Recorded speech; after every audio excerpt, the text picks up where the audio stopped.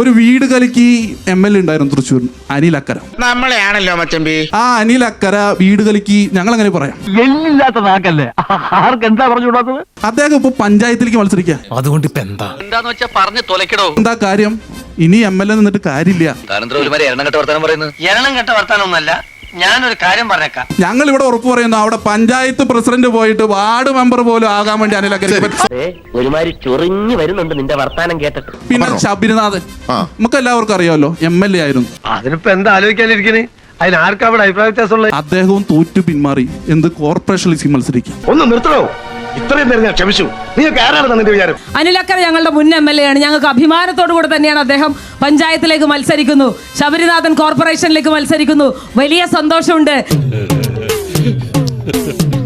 ഞങ്ങളുടെ MLA മാർ പഞ്ചായത്തിലേക്ക് മത്സരിച്ച് മെമ്പർമാരോ പഞ്ചായത്ത് പ്രസിഡന്റ് ഒക്കെ ആവും. അതങ്ങ് പള്ളി പറഞ്ഞാ മതി.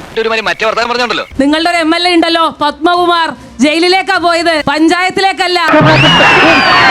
കൈയടിക്കേ. എന്തേ കൈയടിക്കാൻ ബുദ്ധിമുട്ട്?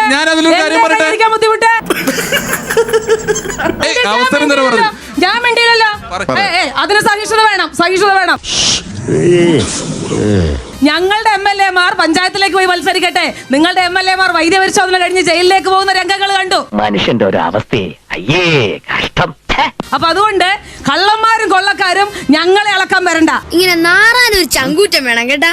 അതുകൊണ്ട് നിങ്ങൾ അത് ആലോചിച്ച് വിഷമിക്കണ്ട. ഞങ്ങളുടെ MLA മാർ എവിടെ നിൽക്കണം, എങ്ങനെ പോകണം എന്നൊക്കെ ഞങ്ങൾക്ക് കൃത്യതയുണ്ട്. അക്കാര്യത്തിൽ CPM ബേജാറാവണ്ട. കേട്ടല്ലോ. ഇനി എന്റെ മുൻ ചെല്ല്.